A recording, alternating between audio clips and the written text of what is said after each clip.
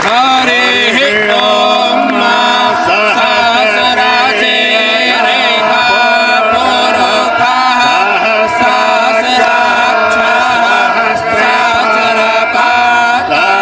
समेगो सर्वतस्प्रभातः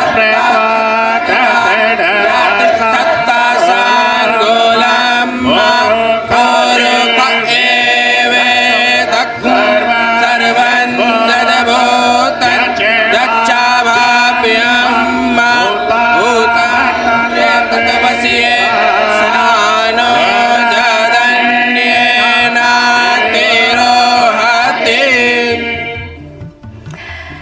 सुधांशु जी, हमारा धर्म सिखाता है धारणा इति धर्म, यानी कि जो धर्म को धारण करता है वही धर्म कहलाता है। और इस धर्म की व्याख्या तो सदियों से होती चली आ रही है। प्रधानमंत्री नरेंद्र मोदी जब ये कहते हैं कि हिंदुओं की एकता का महायज्ञ होने जा रहा है, ये कौन सी एकता है, ये क्या महायज्ञ है? देखिए, हमारे यहाँ जो धर्म की परिभाषा की गई धारणाति धर्म, यह ध धातु से बना है। एक सबसे बड़ी बात आप देखिए कि संस्कृत में जितने शब्द हैं सबके धातु भी होती है। धातु क्या है? उसका मूल तत्व। जैसे एक धातु है लोहा, लोहे से बहुत सारी चीजें बनती हैं। कोई धातु है तांबा, उससे बहुत सारी चीजें बनती हैं। उसी प्रकार बहुत से शब्द बनते हैं। मूल धातु क्या है? ध। धा का अर्थ होता है धारण करना, इसीलिए देखिए धा से ही धैर्य बना है। धैर्य ही आपके अंदर की कॉन्शियसनेस को धारण करता। ध धातु से ही धरती बनी है, धरती सबको धारण करती है, इसीलिए धा से ही धर्म बना है। धर्म वह तत्व है जो संपूर्ण संसार और चराचर जगत को धारण करता है, और वही जब हम अपने आचरण में उतारते हैं तो धर्म कहलाता है। इसलिए सिर्फ हमारा धर्म नहीं, धर्म एक ही है, और वो है शाश्वत सनातन धर्म। जैसे धरती एक ही है, उसके ऊपर पंथ रास्ते अलग अलग हैं, तो उसी प्रकार धर्म एक ही है, मजहब अलग अलग है, रिलीजन अलग अलग है। जैसे रास्तों की पहचान होती है, रास्तों का एक डेस्टिनेशन होता है, वैसे मजहब और रिलीजन की एक पहचान होती है, उसका एक डेस्टिनेशन होता है, उसकी एक आइडेंटिटी होती है, पर धर्म तो सबको धारण करता है। और जो माननीय प्रधानमंत्री जी ने कहा महाकुंभ के लिए, तो मैं सिर्फ एक बात बताना चाहता हूं आपसे। मैं पूछूं, दुनिया का सबसे बड़ा जो कार्यक्रम है, ऑर्गेनाइजेशन, वो कहां होता है? सबसे बड़ी जो लोग जुड़ते हैं, कुंभ। कोई इनविटेशन देता है जाके? क्या नहीं। केवल एक पंचांग में आप देखते हैं कि फला तारीख को मकर संक्रांति, फला तारीख को मौनी अमावस्या, या फला तारीख को बसंत पंचमी, और करोड़ों लोग मौनी अमावस्या वाले दिन संभवतः 4 करोड़ के आसपास लोग आने का अनुमान है, 4-4.5 करोड़ लोग, और कुल मिला के यह उम्मीद है कि 30 से 35 या करोड़ लोग तक आ सकते हैं। मैं चुनौती से पूछता हूं, दुनिया में कोई ये बताइए कार्यक्रम जहां पर कि बगैर इनविटेशन के इतने लोग आ जाते हो। यहां पे हिंदू धर्म की एक विशेषता आपको बताऊं, हमारे जितने पर्व हैं वो सेलेस्टियल क्लॉक से भी गवर्न है। आपको पता है कि कुंभ मेला जो प्रयाग में होने जा रहा है, उज्जैन में भी होता है, नासिक में, हरिद्वार में। कितने वर्षों में एक बार होता है? 12 वर्षों में। 12 वर्षों में एक बार क्यों होता है, हम पहले भी बता चुके हैं। यह बृहस्पति ग्रह की साइकिल से कनेक्टेड है। बृहस्पति वृष राशि में है, वृष राशि के अंतिम चरण में जब होता है तो बृहस्पति वृष पे होगा, चंद्रमा भी वृष पे होगा, और सूर्य जब मकर में प्रवेश कर रहा होगा उस समय होगा। मैं पूछना चाहता हूं मेरे भाई, जिनको केवल 200-300 साल पहले ये पता चला कि बृहस्पति क्या है और उसका रोटेशन पीरियड क्या है, हम हजारों सालों से उसको एग्जैक्ट कैलकुलेट करके उसके हिसाब से त्योहार मनाते आ रहे हैं। तो ये हमारा त्योहार दर्शाता है कि हम पूरे भारत को एक साथ नहीं जोड़े हुए हैं, ब्रह्मांड और खगोलीय ग्रहों को भी जोड़े हुए हैं। और यहां में एक और बात दिख रही है, सप्ताह में 7 दिन होते हैं, तो संडे के बाद मंडे, मंडे के बाद ट्यूसडे, ट्यूसडे के बाद वेडनेसडे, वेडनेसडे के बाद थर्सडे क्यों आता है भाई? और ये तो पूरी दुनिया मानती है ना। अब आप बताइए, अगर कोई लॉजिक इस बात का हो, संडे पहले आना समझ में आता है, सबसे प्रमुख ग्रह। और जो हमसे कहते हैं कि आप लोग तो 7 ही ग्रह मानते हैं और 9 होते हैं, तो भाई तुम भी तो 7 दिन मानते हो, मगर सवाल हमसे पूछते हो। चलिए अब मैं आपको बताता हूं, अगर सूर्य सबसे बड़ा ग्रह है और साइज के हिसाब से होना चाहिए था, तो उसके बाद दूसरे नंबर का ग्रह बृहस्पति है साइज में, फिर तीसरे नंबर का शनि है, तो संडे के बाद थर्सडे आना चाहिए था, उसके बाद सैटरडे आना चाहिए था। यदि सूर्य से डिस्टेंस में देखें तो नियरेस्ट वेडनेसडे है, तो संडे के बाद बुध है, तो संडे के बाद वेडनेसडे आना चाहिए था। परंतु ऐसा क्यों होता है? उसका कारण विशुद्ध भारतीय ज्ञान में है। जो भारत की वैदिक ज्योतिष है, जिसमें एक चीज होती है होरा।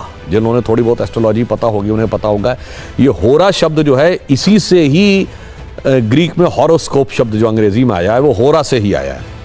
अब होरा ये होती है कि यदि सूर्य की पहली होरा है तो 24 घंटे के बाद जब 25वां घंटा लगेगा, यानी नेक्स्ट ये जो फर्स्ट होरा होगी वो होगी चंद्रमा की। फिर चंद्रमा के बाद जो नेक्स्ट 25वें घंटे में पहली होरा आएगी वो आएगी मंगल की, मंगल के बाद बुध की। एग्जैक्टली जो वैदिक एस्ट्रोलॉजी के होरा के कैलकुलेशन का जो सीक्वेंस है कि सूर्य, चंद्र, मंगल, बुध, बृहस्पति, शुक्र और शनि, उसी सीक्वेंस में ये हफ्ते के 7 दिन हैं। और ये हम सब ने सुना भी है, ध्यान किसी ने नहीं दिया। जब हम पूजा करते हैं अपने घर में और तो वो नवग्रह शांति का मंत्र सब लोग सुने जरूर होंगे पंडित जी के मुंह से, ध्यान नहीं दिया होगा। उसमें क्या है? ब्रह्मा मुरारी त्रिपुरांतकारी भानु शशि भूमि सुतो बुधश्च गुरुश्च शुक्र शनि राहु केतु सर्वे ग्रहा शांति करो भवंत। सबसे पहले क्या है?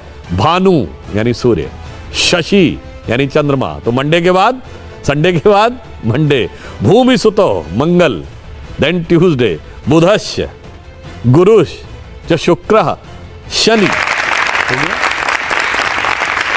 और यहां मैं एक और बात भी करना चाहता हूं। बहुत से लोग कहते थे कि हिंदू धर्म में बड़ा भेदभाव है।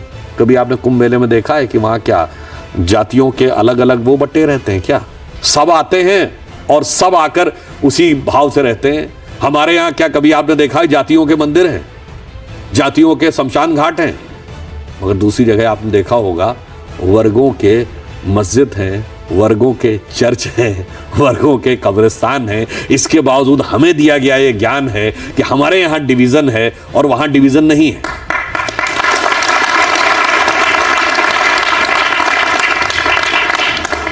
सुधांशु जी, आपने समझाया कि कैसे धर्म जिसे आप कहते हैं सनातन है, शाश्वत है, उसने धरती से लेकर आकाश पूरे खगोलीय क्रम को आपने समझाया, इन सबको एक बांध रखा है। फिर भारत में कटेंगे तो बटेंगे की आवश्यकता क्या है?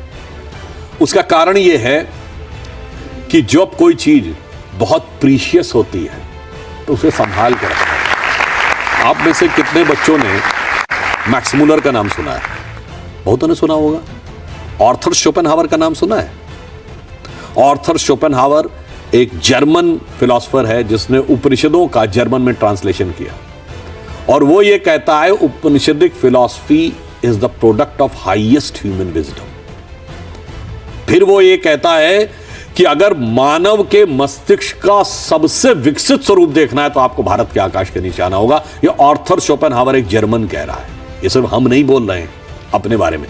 तो आप ये समझिए कि जब इतना बड़ा ज्ञान आपको विरासत से मिला है, मगर अफसोस की बात यह है कि बहुत लंबा वक्त हमारा बुरा दौर गुजरा इस देश का, शताब्दियों तक, मगर उस मानसिकता से अभी तक मुक्ति नहीं मिली है। जो प्रधानमंत्री जी ने कहा ना अमृत काल है, तो अमृत काल का अमृत तो आप तब समझ पाएंगे जब पहले विष तो निकले।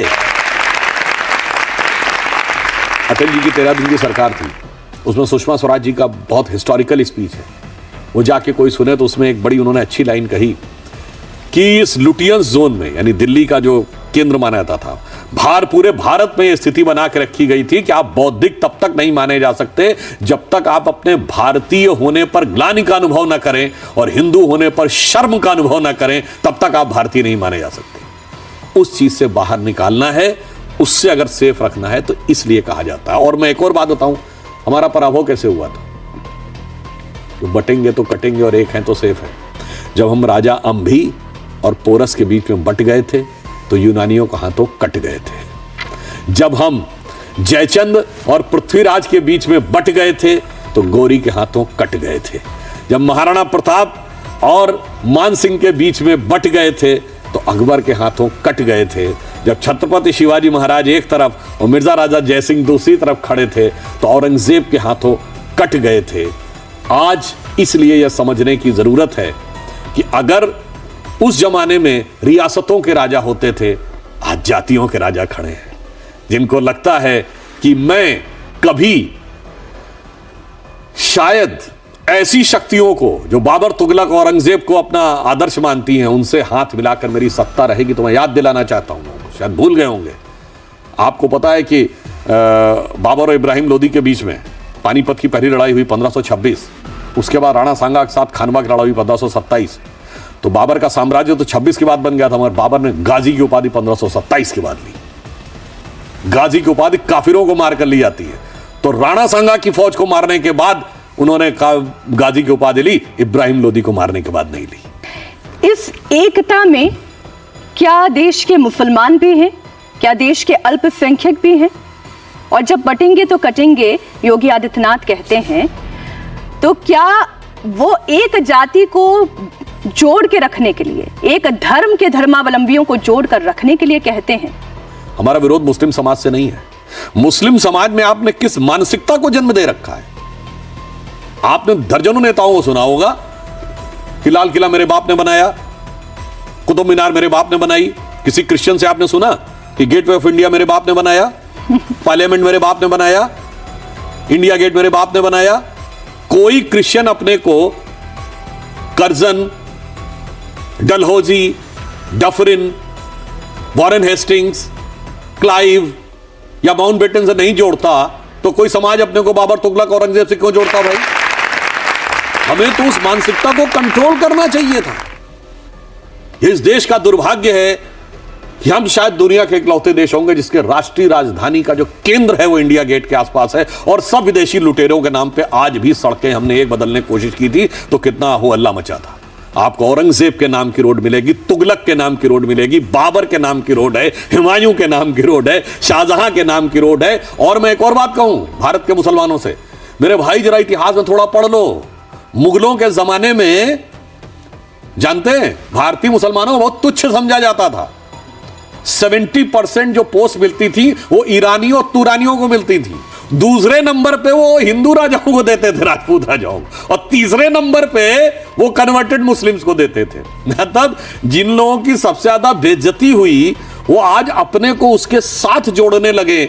मुझे लगता है इससे ज्यादा मानसिक दास्ता नहीं हो सकती। किसी मुस्लिम के अगेंस्ट में हम नहीं, हम उदाहरण बताना चाहते हैं। देश आजाद हुआ, कितने बड़े बड़े मुस्लिम फनकार और कलाकार, उनको हिंदू नाम रखने में शर्म नहीं थी भाई। दिलीप कुमार, मधुबाला, मीना कुमारी, अजीत, कोई आइडेंटिटी का क्वेश्चन ही नहीं था। और ये मैं पहले भी बोल चुका हूं, मन तड़पत हरि दर्शन को आज, मोरे तेरे बिन बिगड़े सगरे काज। किसने लिखा? शकील बदायूनी ने। संगीत किसने दिया? नौशाद अली ने। गाया किसने? मोहम्मद रफी ने। आज तीनों खिलाफ फतवा जारी हो जाता, क्योंकि तब ये देश सेकुलर नहीं था। आज ये देश सेकुलर हो गया। मगर अफसोस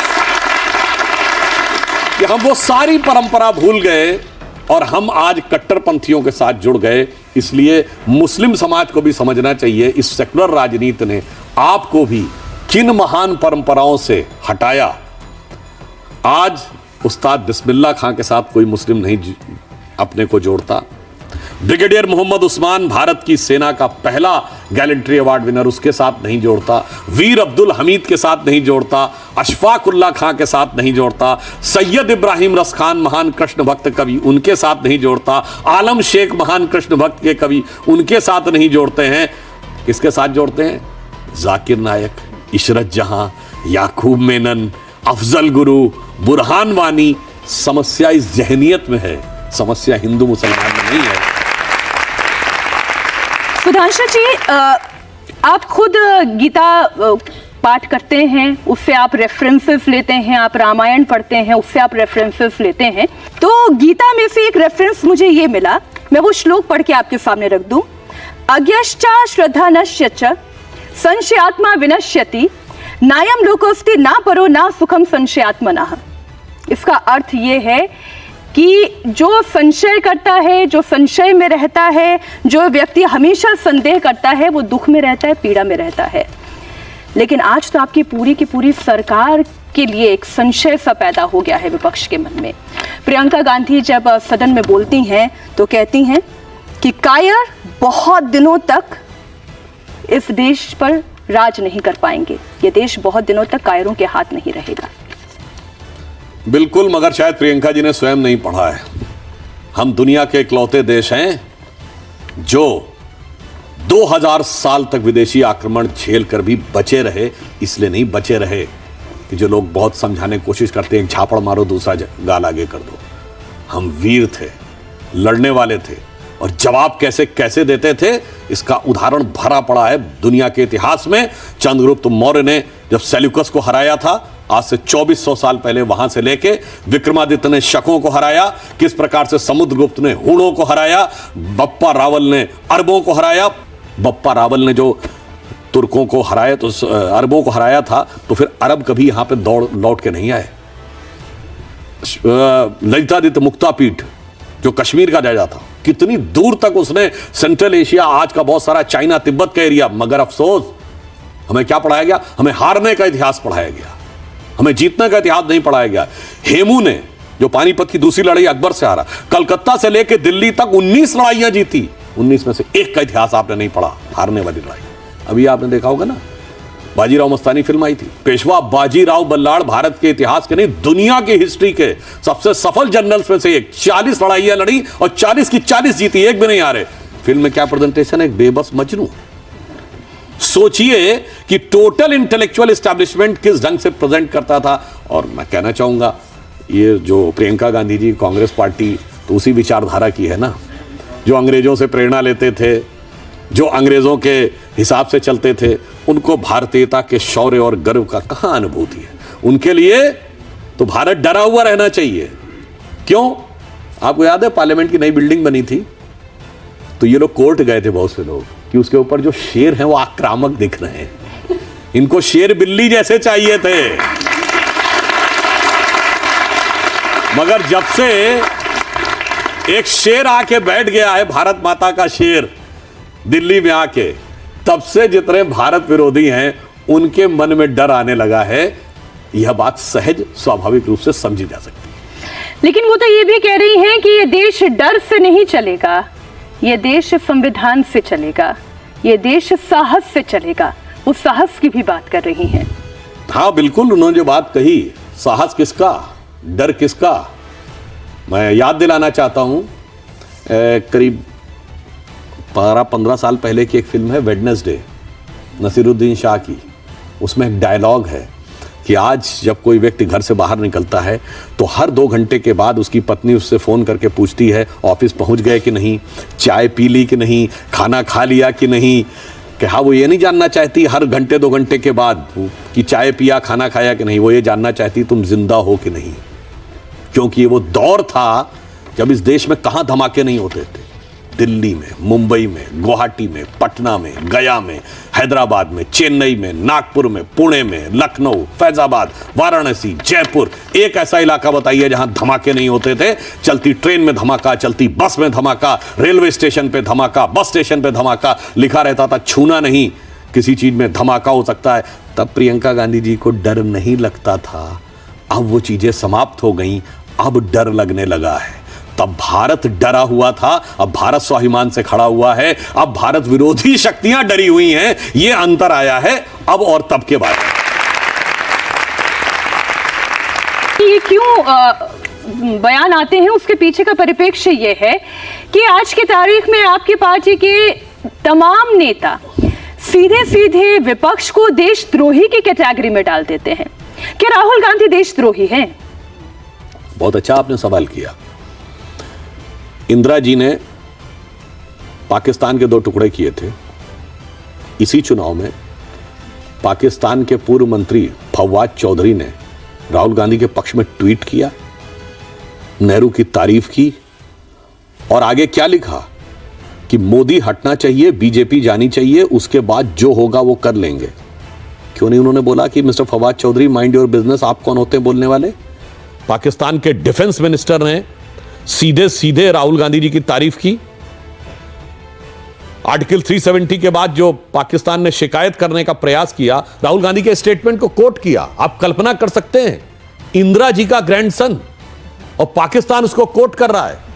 ये तो मैं दर्शकों के विवेक के ऊपर छोड़ता हूं, जो जाकर विदेश में कहें कि democracy in India has finished, तो उनसे पूछा गया judiciary, yes everything has finished. मगर ये विचार कहां से प्रेरित है? उसी इंटरव्यू में राहुल गांधी ने क्या बोला जब उनसे पूछा गया कि आपका अलायंस तो मुस्लिम लीग से भी है, तो उन्होंने जो बोला वो इसी तेवर में बोला, Muslim League is absolutely secular, I am having no problem about it, यही बोला था ना। और इसी तेवर में Muslim League is absolutely secular, I am having no problem about it, but BJP is communal. क्या यह महज संयोग है कि पिछले 3 साल से जब जब संसद का सत्र शुरू होता है, यह विदेश में कोई भारत विरोधी खबर छपती है? अभी आइए आप 25 नवंबर, इसी 25 नवंबर को भारत का संसद का सत्र शुरू हुआ, 20 नवंबर को यूएस कोर्ट में अटॉर्नी की रिपोर्ट। अब आइए साहब, अगस्त में मानसून सत्र था, उसी अगस्त में 9 या 10 अगस्त को सेबी के खिलाफ रिपोर्ट। अब आप आइए 30 जनवरी 2023 संसद का सत्र शुरू होता है, 24 जनवरी 2023 हिंडनबर्ग की रिपोर्ट। 30 जनवरी को संसद का सत्र शुरू होता है, जाके डेट चेक कर लीजिएगा, 17 जनवरी बीबीसी की डॉक्यूमेंट्री मोदी जी के खिलाफ। अब आप आइए 19 जुलाई 2023 संसद का सत्र शुरू होता है, 18 जुलाई को मणिपुर का वीडियो। अब आइए 2022 में 19 जुलाई को पेगासस की रिपोर्ट और 20 जुलाई को संसद का सत्र शुरू हो रहा है। और पीछे जाइए, 29 या 30 जनवरी 2021 को भारत की संसद का सत्र शुरू होता है और 3 फरवरी 2021 को फार्मर्स की रिपोर्ट। और रिपोर्ट उधर से आती है और इधर से हल्ला मचाया जाता है। अब आप खुद समझ लीजिए, इतने सारे सीक्वेंस ये सिर्फ महज संयोग है या एक व्यवस्थित भारत विरोधी प्रयोग है? एक रिपोर्ट तो आप भी लेकर आ गए सोरोस पर। सोरोस हम नहीं लाए, सोरोस ने तो एलानिया कहा है कि मैंने $1 बिलियन रखा है मोदी की सरकार को हटाने के लिए। मैं विनम्रता और चुनौती से पूछता हूं, कोई भारत के इतिहास में कोई ऐसा चुनाव बताइए जब किसी विदेश में बैठे हुए पैसे वाले व्यक्ति ने, लोग बहुत कहते हैं ना कि वो पूंजीपतियों, अरे पूंजीपतियों का पूंजीपति बोल रहा है और पूंजी का अमाउंट बता के बोल रहा है मैंने $1 बिलियन रखा है मोदी की सरकार को हटाने के लिए। अब बहुत साफ बात थी, इतनी बातें वो कह रहे हैं, एक लाइन में बोलना चाहिए ना कि सोनिया गांधी जी उस फोरम की को प्रेसिडेंट हैं या नहीं, बात खत्म हो जाती। राहुल गांधी की यात्रा में चलने वाले सलील शेट्टी सोरस फाउंडेशन के वाइस प्रेसिडेंट है, सोरस सिडवे ऑर्गेनाइजेशन के हैं या नहीं, सीधे बोल देना चाहिए था, बात खत्म हो जाती। ये जो आरोप प्रत्यारोप आपके और विपक्ष के बीच में है, इससे इतर जो आपने पहले इससे बात कही और आपने ये कहा कि हम लॉजिकल बात कर रहे हैं, आप ये कह रहे हैं कि हम संस्कृति और सभ्यता की बात कर रहे हैं। विपक्ष को परेशानी इसी बात की है कि आप हिंदुत्व, सनातन, महाकुंभ, प्रयागराज, आप ये सब बात करते हैं, आप दूसरे पक्ष की बात नहीं करते। इस हिंदुत्व, सनातन के नैरेटिव को पिछले 10 सालों में इतना ताकतवर और इतना बड़ा बना दिया गया है कि उसके इर्द गिर्द बाकी तमाम नैरेटिव खत्म कर दिए गए हैं। देखिए, ये भारत की पहचान है। अभी कुंभ होगा, आप देखेंगे हजारों की संख्या में विदेशी पर्यटक आएंगे, नॉन हिंदू है वो, और वो श्रद्धा भाव से आएंगे। मैं विनम्रता से पूछता हूं, किसी दूसरे धर्म, दूसरे मजहब में उस मजहब को न मानने वालों के मन में श्रद्धा हो और वो यात्रा करने जाएं तो बताइए। फिर वो आएंगे श्रद्धा भाव से, हफ्ता भर 10-10 दिन रहेंगे, हिंदू धर्म की तारीफ करके जाएंगे। अब उसके बाद उनसे कोई ये भी नहीं कहेगा तुम कन्वर्ट हो जाओ। मैं दावे के साथ कहता हूं कि अगर कोई ये कहे भर दे कि मुझे वेटिकन की यात्रा करनी, मुझे हज की यात्रा करनी, पहले सबसे पहले कहा जाएगा कन्वर्ट हो जाओ, उसके बाद कर सकते हो। यह है भारत की पहचान, और इसमें किसी प्रकार का कोई मतभेद तो था ही नहीं। ये मतभेद तो इन्होंने क्रिएट किया हुआ है। अन्यथा मैं पूछना चाहता हूं, इसी देश में तो रसखान भी हुए हैं, महान कृष्ण भक्त कवि, जिन्होंने क्या लिखा, मानुस हो तो वही रस खान, बसों ब्रज गोकुल गांव के ग्वारन, जो पशु हो तो कहा बस मेरो, चरो नित नंद की धेनु मझारन, पाहन हो तो वही गिरि को, जो धरो कर छत्र पुरंदर धारन, और जो खग हो तो बसेरो करो कहूं कालिंदी कूल कदम्ब की तार। आप सोचिए, आज तो फतवा जारी हो जाता भाई। उपनिषदों का सबसे पहले फारसी में अनुवाद किसने किया? दारा शिकोह ने, जो औरंगजेब का बड़ा भाई था। दारा शिकोह की जयंती मनाते हुए किसी मुस्लिम को दिखाइए। औरंगजेब की जयंती मनाएंगे। और मैं लास्ट में एक बात जो मैं कई बार कह चुका हूं, उसको फिर रिपीट कर देता हूं। 2019 में मार्क टेली, जो बीबीसी के पत्रकार रहे हैं और 3 दशक तक उन्होंने दिल्ली में रह के पूरे साउथ एशिया को कवर किया है, उन्होंने 2019 में लिखा है कि Muslims in India are the luckiest, और उसको उन्होंने आधार यह बनाया कि वो निजामुद्दीन एरिया में 26 साल रहे, दिल्ली के निजामुद्दीन एरिया में। एक तरफ हजरत निजामुद्दीन औलिया की दरगाह और दूसरी तरफ तबलीगी जमात का ऑफिस। उसने कहा कि न 3 दशक तक दुनिया में कोई मुस्लिम देश होता है, दोनों एक दूसरे से धुर विरोधी विचार रखने वाले एक साथ नहीं रह सकते थे। ये सिर्फ भारत है जहां एक साथ रह पा रहे हैं क्योंकि ये हिंदू बाहुल्य, और यह भी मैं प्रमाण देता हूं। ये बताइए, जो इलाका मुस्लिम बाहुल्य हो गया, कश्मीर मुस्लिम डोमिनेटेड हो गया। जी। बहुत कहा जाता है मुस्लिम, बहुत वो थी ना दरगाहें, सूफियों का सेंटर था। आज बताइए सूफियों कोई सेंटर बताइए, मैं पूछता हूं ना, कहां बचा सूफियों का सेंटर? वो आपको मिलेगी तो हजरत निजामुद्दीन औलिया की दरगाह यहां मिलेगी, अजमेर शरीफ की दरगाह वहां मिलेगी, देवा शरीफ की दरगाह बाराबंकी में मिलेगी, वहीं मिलेगी जहां हिंदू मेजॉरिटी में है। तो इसलिए मुस्लिमों का भी आपस का कंपोजिट कल्चर भी वहीं पे है, जहां पर हिंदू मेजॉरिटी में है। जहां निजाम मुस्तफा आ जाता है वहां मस्जिदों में धमाके होने लगते हैं, जहां मंदिर का नामो निशान नहीं रहता है। ये सोचने की बात, मगर अफसोस की बात है कि हमारे विपक्ष के लोग थोड़े से वोटों की तिजारत के लिए तिनके की ओट में पहाड़ छुपाने की कोशिश कर रहे हैं। लेकिन विपक्ष ये कहता है कि हर बात पर गीता, हर बात पर रामायण, हर बात पर राम मंदिर, ये देश संविधान से चलेगा या फिर ये देश गीता से चलेगा, रामायण से चलेगा? संविधान के जो मूल तत्व हैं वो गीता और रामायण से ही तो प्रेरित हैं। बाबा साहब अंबेडकर इस ड्राफ्टिंग कमेटी के चेयरमैन थे, और बाबा साहब के बारे में जो आजकल कुछ पूर्वाग्रहग्रस्त होकर दुष्प्रचार जरूर किया जाता है, तो बताइए डायरेक्टिव प्रिंसिपल्स वाले चैप्टर के ऊपर कृष्ण गीता का उपदेश देते हुए बने हैं कि नहीं? फंडामेंटल राइट्स के चैप्टर के ऊपर भगवान राम, माता सीता और वीर व लक्ष्मण जी का चित्र है कि नहीं? तो संविधान के लोगों ने कुछ सोच के ही तो बनाया होगा कि कौन सी चीज किन मूल्यों को प्रेरित करेगी। और इसलिए अब मैं सिर्फ एक उदाहरण आपको देना चाहता हूं क्यों हर जगह इसकी जरूरत है। रामायण को आप देखिए, दुनिया का इतिहास भरा पड़ा इस उदाहरण से कि कोई राजा तब तक गद्दी से नहीं हटता जब तक मर न जाए या मार न दिया जाए। भाई भाई का गला काट के गद्दी बैठा है, दुनिया का इतिहास भरा पड़ा है।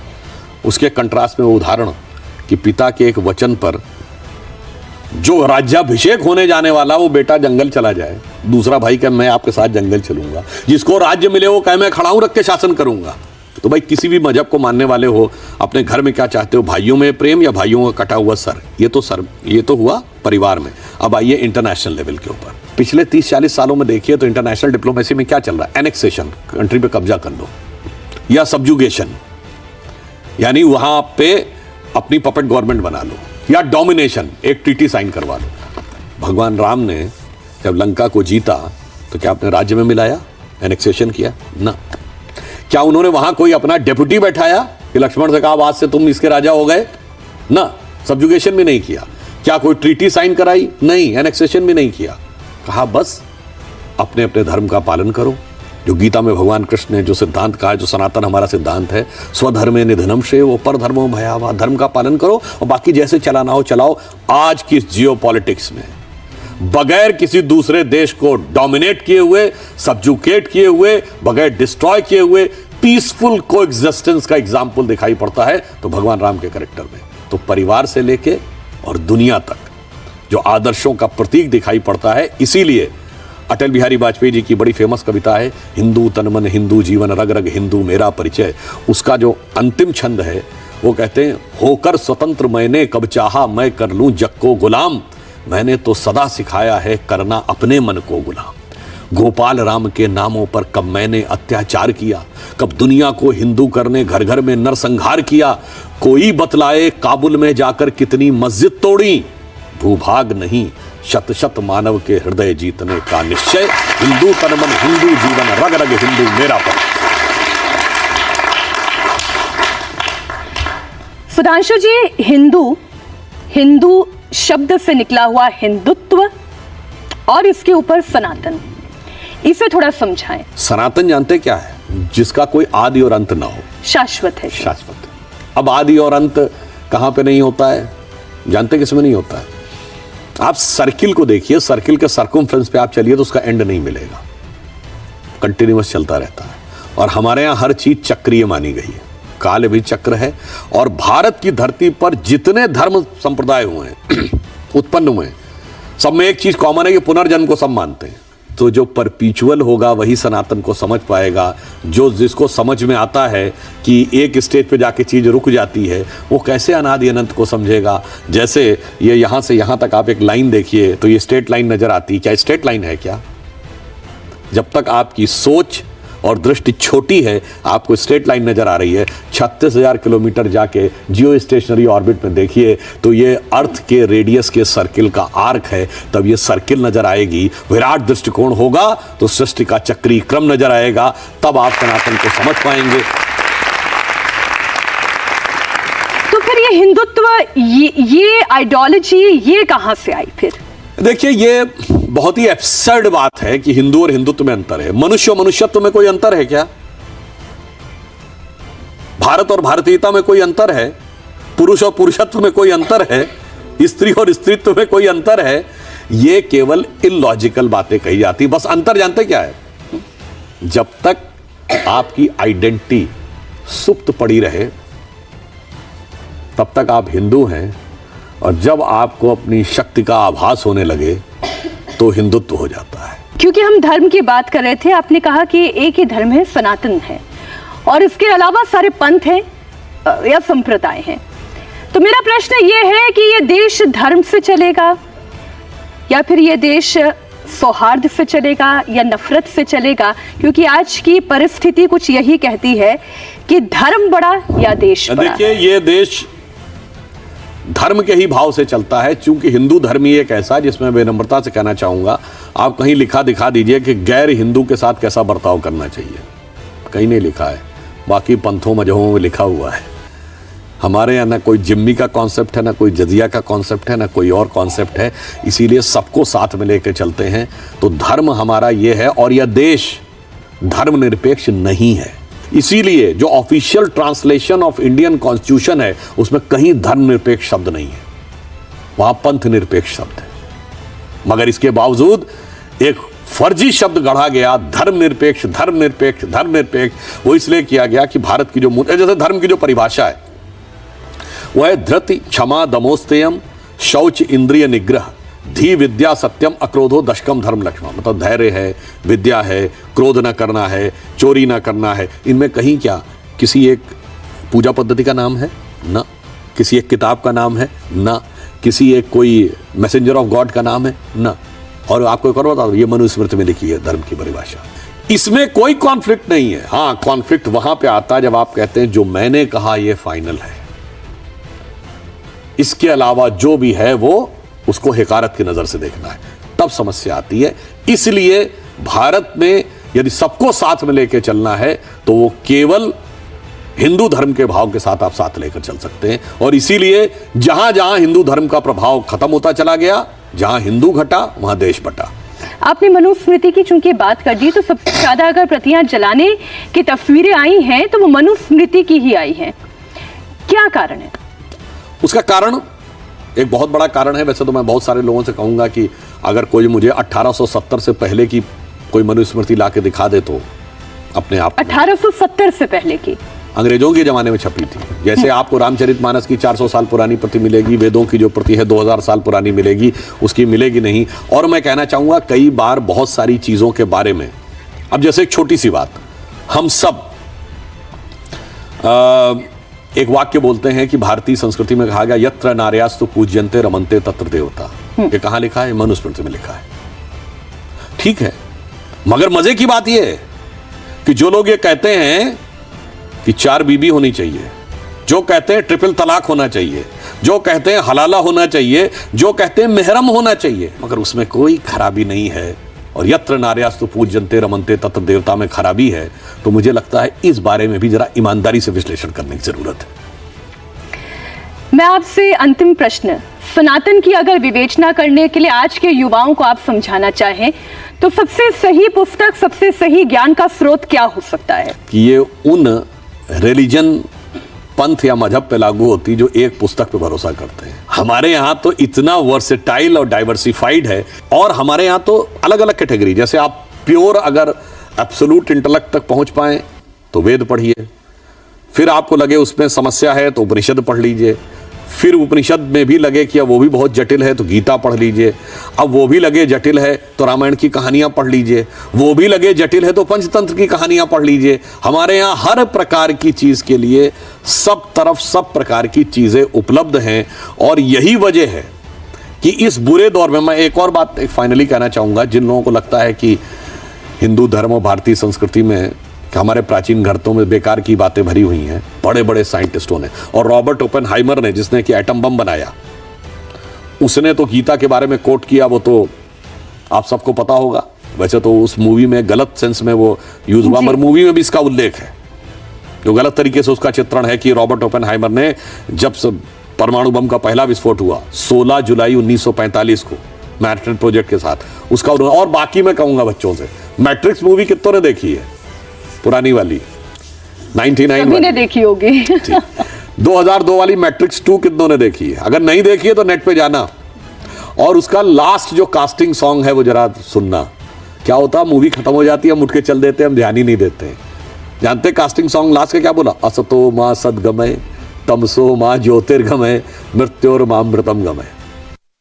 हमारा मजाक उड़ाते थे ना कि पितृपक्ष में पितरों को तर्पण देते हैं, ये क्या बेकार की बात है, बेवकूफ़ी की बात है, यहाँ पे किया और वहाँ कैसे हो जाएगा।